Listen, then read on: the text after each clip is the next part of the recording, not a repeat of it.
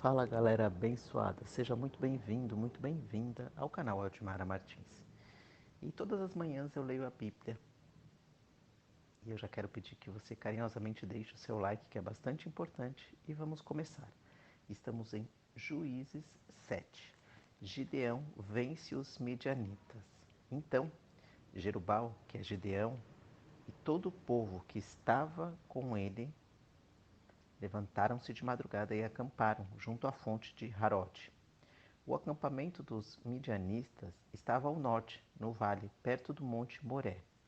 O Senhor disse a Gideão: O povo que está contigo é grande demais para eu entregar os midianistas em suas mãos. Para que Israel não se glore contra mim, dizendo: Foi a minha própria mão que me livrou. Vai e anuncia o seguinte ao povo: Quem for covarde e medroso, volte e retire-se do monte de Gileade. Então 22.000 se retiraram e 10.000 ficaram. E o Senhor disse também a Gideão: Ainda são muitos. Faze-os descer à beira da água, e ali separarei os que ficarão contigo.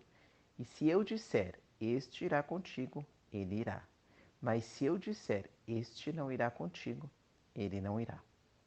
Gideão fez descer o povo à beira da água. Então o Senhor lhe disse: Todo aquele que lamber as águas com a língua, como faz o cão, tu separarás de um lado, e todo aquele que se ajoelhar para beber, colocarás do outro.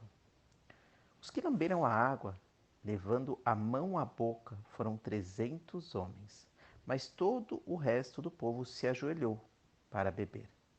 Então o Senhor disse a Gideão: Eu vos livrarei e entregarei os medianitas nas tuas mãos, com estes 300 homens que lamberam a água. Mas quanto ao resto do povo, volte cada um ao seu lugar.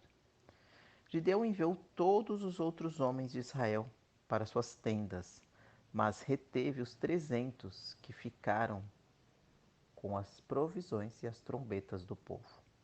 O acampamento dos medianistas estava abaixo deles no vale.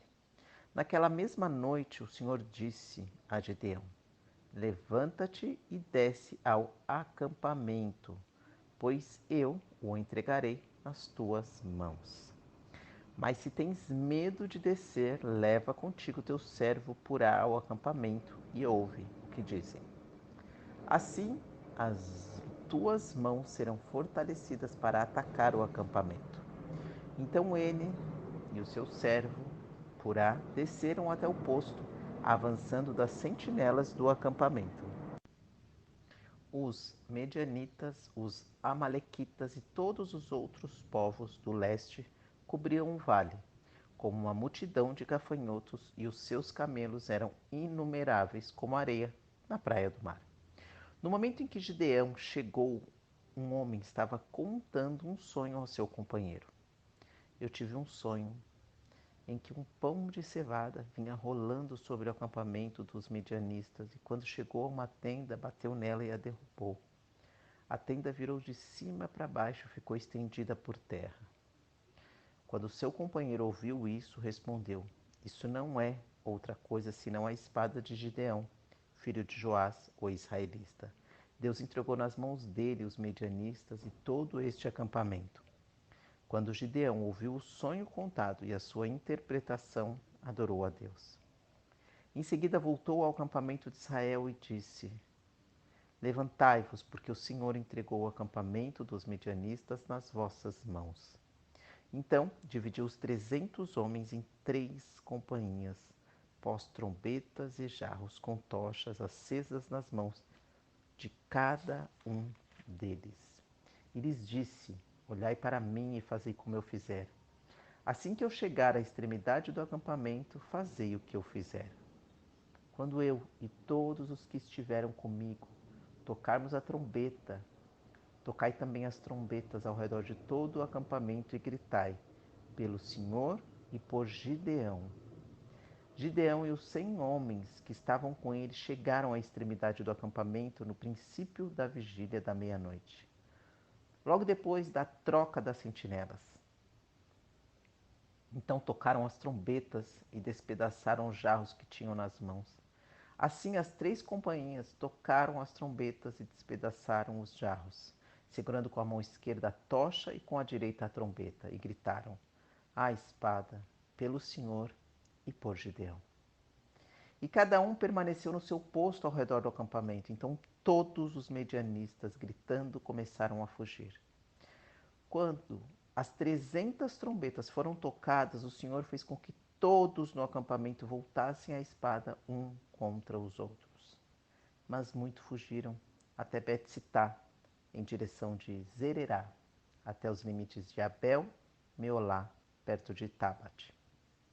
Então os homens de Israel, das tribos de Naphtali, de Asser e de todo o Manassés foram convocados e perseguiram os medianistas.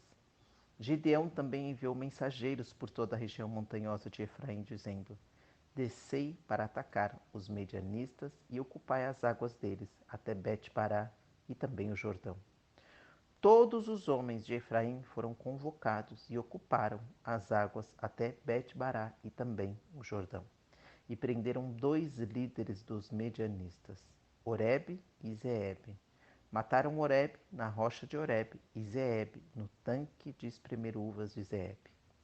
Em seguida, perseguiram os medianistas e depois levaram a cabeça de Oreb e a de Zeeb a Gideão, que estava do outro lado do Jordão. Juízes 8. Gideão apazigua Efraim e mata os reis de Midian. Depois disso, os homens de Efraim perguntaram a Gideão: "Por que não nos chamastes quando foste guerrear contra os medianistas?" E o repreenderam duramente. Mas ele lhes respondeu: "O que fiz em comparação com o que fizestes? O resto das uvas de Efraim não é melhor do que toda a colheita de Abiezer?" Deus entregou os líderes dos medianistas, Oreb e Zeeb, nas vossas mãos. O que pude fazer não se compara com o que fizeste. Depois dessas palavras, a ira deles contra Gideão abrandou-se. Gideão e os 300 homens alcançaram o Jordão e o atravessaram. Estavam exaustos, mas mesmo assim continuaram a perseguição. Gideão disse aos homens de Sucote: "Peço-vos que deis pão à tropa que me segue, pois está exausta, e eu continuo perseguindo Zeba e Zalmuna, rei dos medianistas." Mas os líderes de Sucote responderam: "Já estão em teu poder as mãos de Zeba e Zalmuna, para que demos pão ao teu exército?"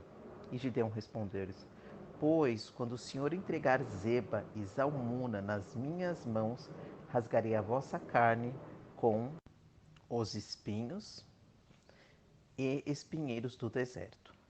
Dali subiu a Peniel e fez o mesmo pedido aos homens do lugar. Estes lhes responderam como os homens de Sucote. Por isso disse também aos homens de Peniel: "Quando eu voltar com a vitória, derrubarei esta torre."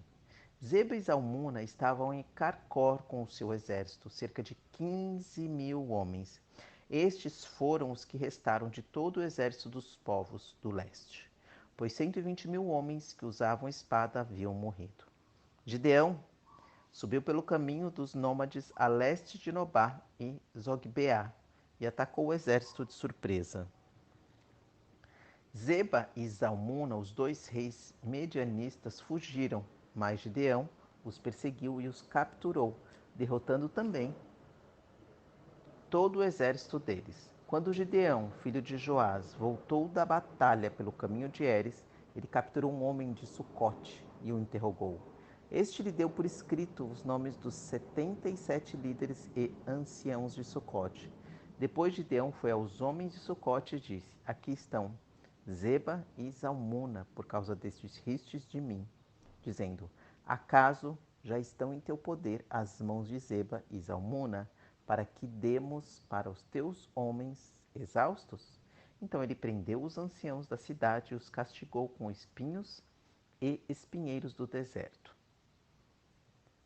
Também derrubou a torre de Peniel e matou os homens da cidade. Depois perguntou a Zeba e a Zalmuna como eram os homens que matastes em Tabor, e eles responderam: "Eram como tu, cada um parecia filho de rei." E Gideão continuou: "Eram meus irmãos, filhos de minha mãe. Eu juro pelo nome do Senhor que, se tivesses poupado a vida deles, eu não vos mataria. E disse a Jeter, seu primogênito, matá-los. Mas o jovem tem medo e não puxou a espada, pois ainda era muito novo. Então Zeba e Zalmuna disseram: Vem tu mesmo e mata-nos. Para isso é preciso ter coragem de homem. Então Gideão avançou e matou Zeba e Zalmuna. E tomou os adornos que estavam no pescoço dos camelos deles. Gideão recusa-se a governar. Então os homens de Israel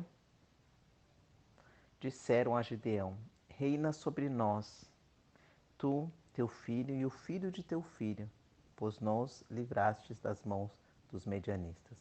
Porém Gideão lhe respondeu: Nem eu, nem meu filho reinaremos sobre vós, mas o Senhor reinará sobre vós. Gideão também lhes disse: Quero fazer-vos um pedido, que cada um me dê uma argola no despojo, porque os inimigos usavam argolas de ouro, pois eram ismaelitas. E eles responderam: Nós as daremos de boa vontade. Então estenderam uma capa, onde cada um deles jogou uma argola do seu pescoço. O peso total das argolas foi de 1.700 ciclos de ouro, além dos adornos, dos pendentes e das vestes de púrpura dos reis medianistas e dos colares que os camelos tinham no pescoço. Gideão fez com esse ouro um colete sacerdotal e o pôs na sua cidade, em Ofra. E todo o povo de Israel se prostituiu ali com ele, tornando-se uma armadilha para Gideão e para a sua casa. Assim, os medianistas foram derrotados pelos israelitas e nunca mais levantaram a cabeça. Durante a vida de Gideão, a terra teve sossego durante 40 anos.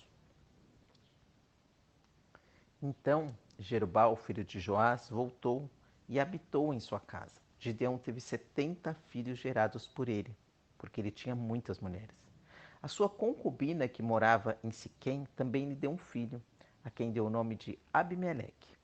Gideão, filho de Joás, morreu já bem velho e foi sepultado no sepulcro de seu pai Joás, em Ofra dos Abzeritas. Depois da morte de Gideão, os israelitas novamente se prostituíram com os Baalins, puseram Baal-berite como seu Deus, e assim os israelitas não se lembraram do Senhor, seu Deus, que os havia livrado das mãos de todos os inimigos ao redor, e também não foram benevolentes para com a casa de Jerubal, isto é, Gideão, por todo o bem que lhe havia feito a Israel. Glória a Deus, aleluia. Terminamos aí 2 capítulos de Juízes. Eu vou pedir para você fechar os seus olhos para que possamos orar pela nossa nação, pela sua vida, pela minha vida, pelas nossas famílias, pelas nossas saúdes. Que Deus continue nos dando força para que nós prossigamos na luta que acreditemos, né? Na luta, você na sua luta que você acredita e eu aqui na minha luta que eu acredito. Então vamos lá. Pai nosso que estais no céu, santificado seja o vosso nome, venha a nós o vosso reino. Seja feita a tua vontade, Senhor, aqui na terra como no céu. O pão nosso de cada dia nos dai hoje, perdoai toda e qualquer ofensa, assim como nós perdoamos a quem nos tem ofendido. Não nos deixai, Pai, cair em tentação e livre-nos de todo e qualquer mal, Senhor. Ó Pai, protege a nossa nação, mais do que isso. Protege cada indivíduo que está na porta desses quartéis, assim como eu, meu esposo, os nossos familiares. Protege todos, todos, Pai, todos, todos. E eu quero pedir em especial pela vida do nosso presidente, Jair Messias Bolsonaro. Eu quero pedir pela vida dos filhos dele também, da esposa dele, da filha dele, Senhor. Essa oração de Pai Nosso hoje vai a eles. E também por Magno Malta, que eu vi um vídeo dele ontem, realmente muito triste. Pela vida da Carla Zambelli, pela vida da Bia Cakes. E, Senhor, proteja todos eles. Se eu esquecer alguém, Senhor, eu gostaria que o Senhor chegasse até eles e proteja cada um deles. A minha oração de hoje é esse pedido. Amém. Obrigado.